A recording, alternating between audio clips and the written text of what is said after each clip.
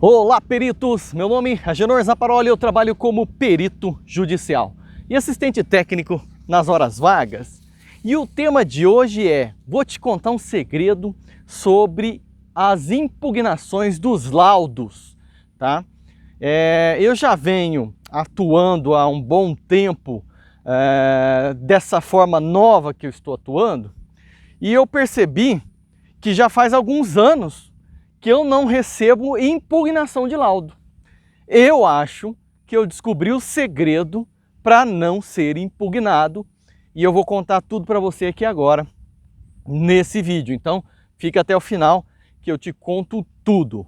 Mas antes, já deixa seu like, se inscreva no canal, compartilhe nas redes sociais, clica no sininho para lembrar os próximos vídeos e faça parte lá do nosso grupo de WhatsApp Telegram, onde temos várias discussões sobre a área da perícia em geral, ok? Para acessar o nosso grupo, digita aí fala.host/grupos, digita no seu navegador fala.host/grupos e lá você clica no WhatsApp e cai diretamente no nosso grupo, ok? E vem conversar, discutir com a gente. Se você é perito, peça indicações, seja indicado. Hoje mesmo o pessoal entrou em contato, precisava de um perito para uma avaliação de elevadores, né? Transporte verticais, ok? Bom, pessoal, voltando aqui ao tema. Como parar de receber impugnação de laudo, tá? É muito comum, então, você como perito apresentar um laudo e as partes apresentarem outros laudos, né? Os pareceres técnicos dos peritos, dos assistentes técnicos, ou laudos de impugnação, né, pareceres de impugnação do nosso laudo, ou quesitos de esclarecimentos posteriores, tá? Então são três tipos de ferramentas que podem fazer com que você volte a ter que se esclarecer depois da apresentação do laudo. Eu já não sei mais o que é isso, eu vou te explicar como, tá? Mas lembrando, você pode apresentar, as partes podem apresentar os pareceres técnicos paralelos, tá? Podem apresentar esses pareceres técnicos paralelos, eles aparecem antes do laudo, tá? Antes do laudo do perito. Depois do laudo do perito pode vir um laudo de impugnação, né? Desculpa, um parecer de impugnação, onde o assistente técnico vai combater o laudo do perito. E por terceiro, depois do laudo também vem quesitos de esclarecimentos do laudo. São dúvidas que o laudo deixou para as partes, tá? O que fazer para nunca mais ser impugnado, ter o seu laudo impugnado? Pessoal, não é simples a resposta, mas é trabalhoso, tá? O que você faz? Faz um laudo muito completo, tá? Pega todos os pontos controversos e discute eles, tá? Quando você pega todos os pontos controversos e discute ele no seu laudo, você vai perceber que no seu laudo você vai falar, você vai deliberar sobre questões que beneficiam o réu e questões que beneficiam o autor. Então, você vai demonstrar ali no laudo todos os pontos do que aquela lide, né, que aquela discussão gerou, né? Pega o fato e vai analisando cronologicamente desde quando começou até o final e apresentando explicações sobre aqueles fatores, tá? Quando você perceber, você fez explicação em questões que beneficiaram o réu e que prejudicaram o autor, e explicações de outros fatos que beneficiaram o autor e prejudicaram o réu. O que você fez ali? Você discutiu, você deliberou sobre a cronologia dos fatos, tá? E sempre aparece algo errado do autor, algo errado do perito, do réu, tá? Isso no final você vai concluir e definir os fatores que levaram ao colapso do objeto da perícia, né, algo que veio a comprometer, né, você vai concluir o seu laudo corretamente. Mesmo que você prejudicar especificamente, por exemplo, o réu, o que acontece? O réu vai te... Ele não vai te impugnar, porque ele vai coletar do laudo pontos que falam mal do autor. E aí você fica livre de ter que fazer uma manifestação posterior do seu laudo, tá? Eu vou explicar muito bem sobre como fazer isso, vou dar alguns exemplos aqui agora, ok?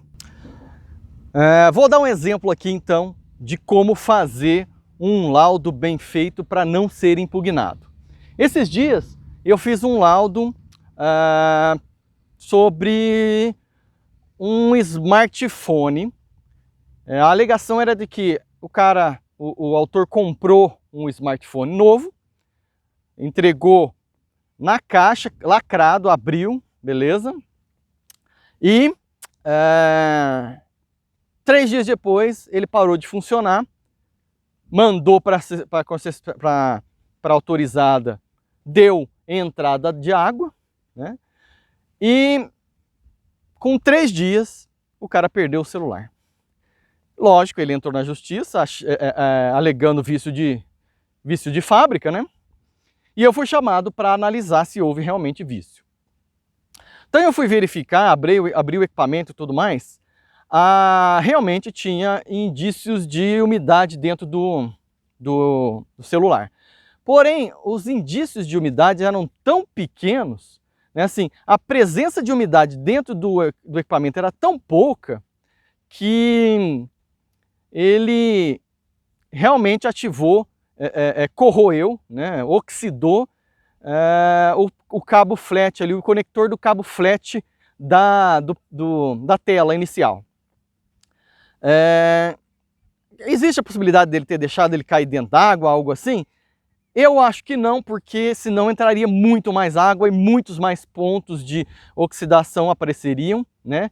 E dessa vez foi concentrada e deveria ter mais manchas de água, de líquido dentro na placa-mãe. Até fiz o teste lá na hora, pinguei uma gota de água na placa-mãe, esperei 3 minutos, ela secou, ficou uma mancha em cima da placa, uma mancha esbranquiçada, onde tinha a gota. Quer dizer, se a água tivesse atingido toda a placa e depois evaporasse, gotículas ali de sedimentos sólidos ficariam na placa. Não, a placa-mãe estava em perfeitas condições, não tinha uma manchinha, chegava a brilhar de tão nova. Então, quer dizer, imersão na água, não identifiquei, tá? Agora, que oxidou o cabo flat, o conector do cabo flat, e que houve realmente dano por umidade, o selo de umidade ativou, sim, isso aconteceu. Então, a gente for analisar, a culpa é do cliente, correto? Ele deixou a umidade entrar dentro do equipamento. Porém, o que eu fiz? Expliquei tudo essa questão, expliquei a possibilidade, por exemplo, porque o lugar que umidificou é muito próximo ao fone de ouvido, né? Então pode ter ali o suor da pessoa conduzido até o celular e dali entrou e só danificou uma parte, né? Mas quais são os outros pontos que eu identifiquei e que eu expliquei? Excelência, tudo bem que ocorreu a umidificação, né? A umidade atingiu realmente o celular. Mas poderia a fábrica ter protegido mais essa placa-mãe, aplicado um verniz de mais intensidade. Porque se você colocar um verniz que cobre, por exemplo, o circuito elétrico, né, o circuito que transmite ali aqueles fiozinhos impressos na placa, você evita de que a umidade atinja esses pontos, né? Então eu deliberei também sobre essa questão da proteção da fábrica. A fábrica falhou no seu projeto de proteger, proteger um pouco mais o seu... Porque ela já vem com verniz. Mas o verniz é passado antes de imprimir o circuito, quer dizer, o circuito fica desprotegido. Então a fábrica teria condições de aplicar um verniz em cima do circuito para evitar esse tipo de... para proteger melhor a oxidação, como é feito na certificação, se não me engano, a certificação V8. A certificação V8 te define uma proteção contra umidade e até contra submersão, né, maior do que um celular normal. Então, assim, existia essa possibilidade. A fábrica poderia ter protegido mais a questão da placa-mãe, né?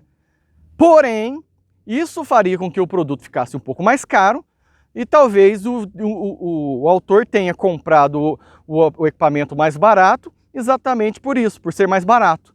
E a fábrica tenha feito o produto mais barato dessa forma exatamente para tentar vender mais.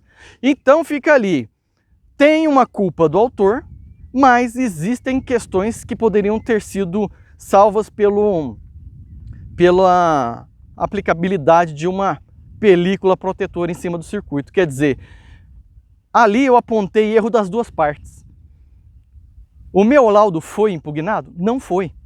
A parte autora pegou tudo que eu falei que beneficiava ela e apresentou para o juiz.